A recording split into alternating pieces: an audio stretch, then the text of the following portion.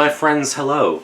We are going to look at a deck that comes with the stamp of approval of Queen Offset, and I basically look at anything she suggests. So, this is the Afro Goddess Arcana, if I got the name correctly. It comes in this red velvet box. Now, this is not an unboxing. I have looked at this already. This is, yes, Tarot Arcana's first edition by Andrea Furtick. And signed on the back by the artist. And I think that's such a cool touch. So this isn't a deck. This is new-ish, but it has been out for a minute. And I didn't purchase it because it's a deck that, on the website said this is a deck, for, and about Black women. And I said, I love this idea. That's not me. So it's always like a weird white person thing where I'm like, I want to support the artists. At the same time, like, I don't want to sort of intrude on work that, has an intended audience that isn't me.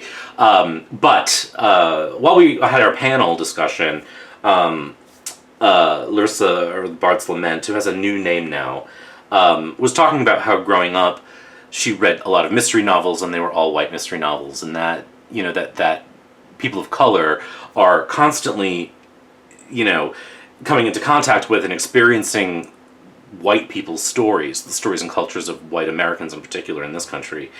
And I thought, boy, the opposite doesn't happen if we don't engage our other people's stories. And in fact, we kind of protect ourselves from having to explore the world because we're so centered. And when she said that, I thought, that's a really good point, and a really good way to explore and understand within our little world is to look at the works of people of color and to share them for our audiences and to engage them. And maybe this is not a deck that I'm going to pull out and work with clients necessarily, because again, I'm not the audience for it, but that doesn't mean I don't have something to learn from it, and that I can't share it, and help, put it on my channel and make it, centered in that way. So, and so thinking about that, I thought there really is an opportunity for me as a reader to look at work by people who aren't me, and for audiences that weren't intended for me, and then I don't go in and like claim it, but that I learn from it and I explore it and I encounter it. So that's what this is about. So this is a beautifully crafted and packaged piece of work. So it comes in that red velvet bag, and then on the inside it says, it's a little, I don't want to break the seal here, but it says, For there is a most divine strength encased within the passion for wisdom and nestled in the cycle of external existence. And by the alignment of both wisdom and action, your destiny shall be revealed. So it comes with a little bookmark that is a magnifying glass if you need to see the guidebook. The text is very small in the guidebook, so very thoughtful detail there. So the guidebook, which I have looked at, explains, sort of the intent behind the deck, and, the idea of not seeing yourself represented. So it says here,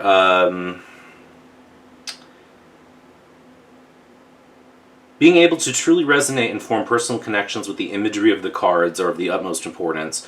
So Melanated Goddesses, the Afro Goddesses Tarot Arcana, is a deck system designed exclusively for the innate spiritual connection of the melanated woman or man.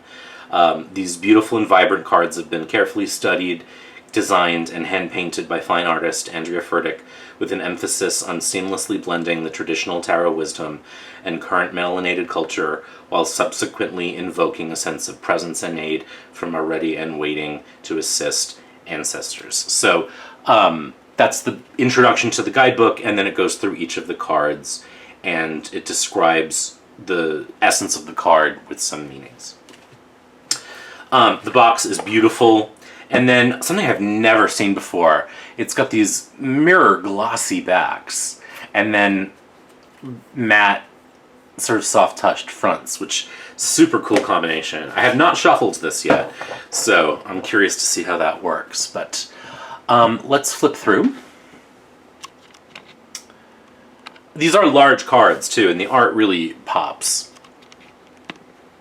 I also love black borders on cards. Like, I think even more than borderless cards now, I love black borders on cards because they just make the colors sort of pow. So here's the Fool. This is the only one that says the deck name at the top. And the Magician. The High Priestess. You know, I love a deck where I can see the artist's hand, and this is a deck where you can see the painterly quality of these cards, and I think that is super cool. Another Emperor I really like, another Emperor who's neutral, who's not the villain of the deck, and that's interesting in a deck that really is centering women. The Hierophant. I love this Lovers painting. The Chariot. Strength. This Hermit is incredible, right? Come on. Wheel of Fortune. Not, you know, Wheels of Fortunes are like never my favorite card, but Justice. The Hanged Man. Death. That's beautiful. It just hit me that was the Death card. Temperance. The Devil. This, you know, made me go, whoa. You know, here in 2020. The Star. This moon is incredible. This might be one of the, like, coolest moon cards I've ever seen. The Sun card is awesome. Judgment. The World. And now we get into... Oh, this is an extra card, the Supreme. Let's see.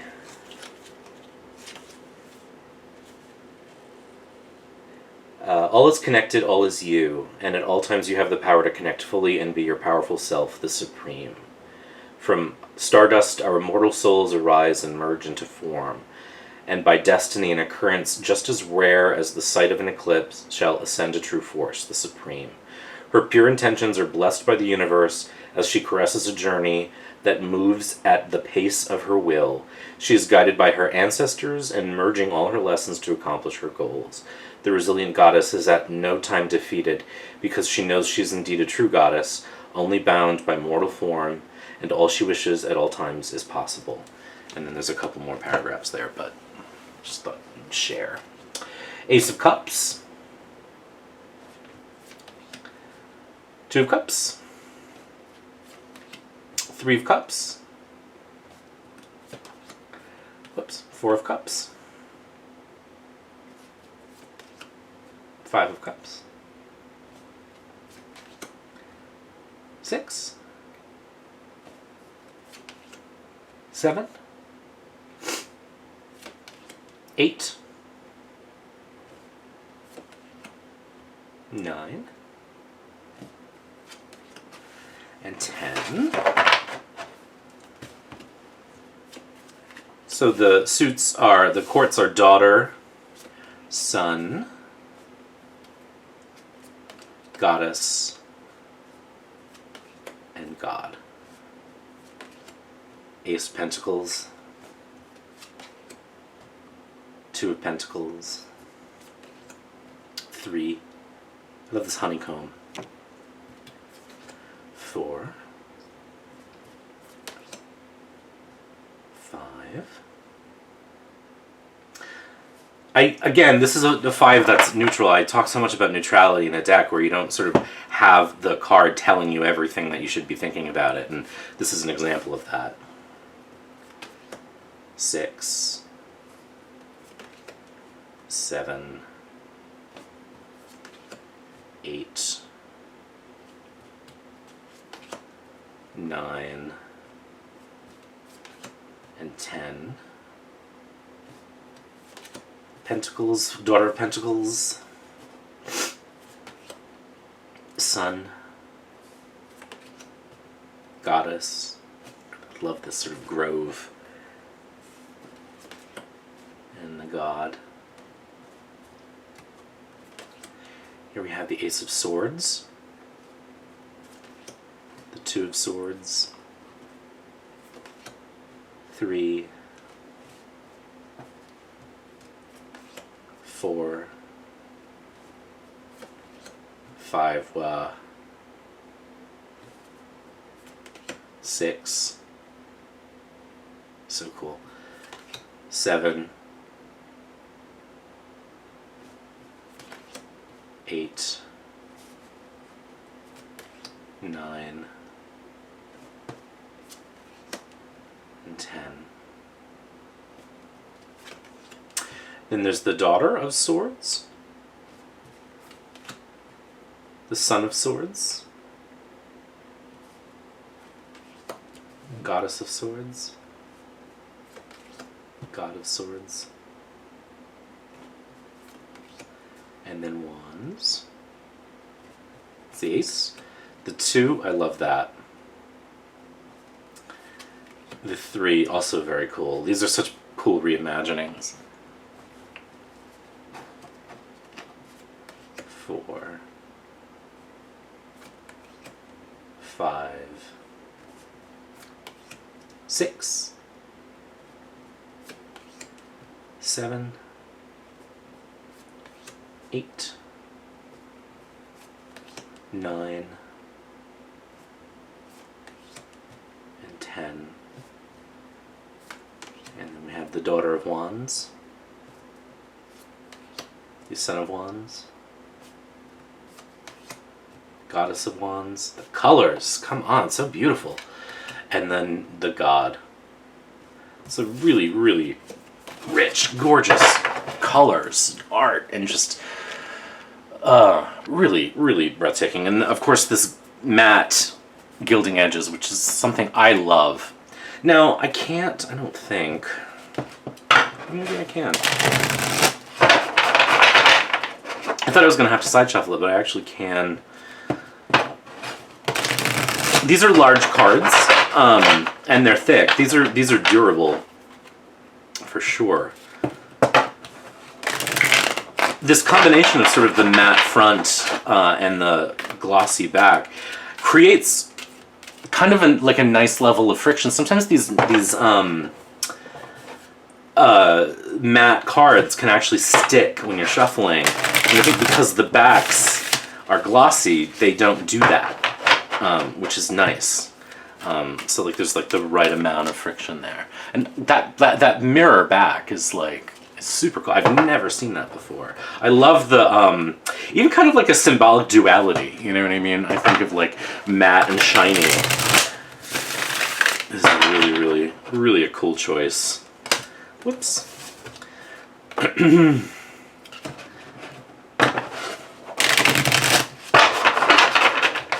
Let's lace them out as we do. They're large, but I think I can do 9 cards. I am so obsessed with black borders on cards. Honestly, do you see how like it just against the background makes everything pop? Like it makes everything look more the color that it is.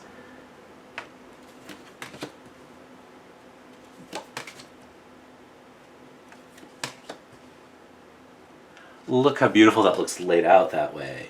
And I mean, oh my god, the richness. I'm just such a like color freak. You know what I mean? Like the richness of cards, like oh, they just pop off the table. Yeah. And again, this is art that someone did. This isn't so perfect that it, you know, it like you can see like strokes and you can see like little sketchy line, and that to me is just like, I love knowing that someone human did this, or any art really. So what a cool production quality, and like brilliant art, and just really great overall. So I'm gonna put the artist's webpage below. It's not on the box. It might be on the book. Yes, the AfroGoddessConnection.com, but I'll put that below. So Andrea Furtick's Afro Goddess Tarot Arcanas, first edition. I mean, what's more? Come on, so cool, such good art, and yeah. So take care, and I hope you're healthy and safe, and we'll talk soon.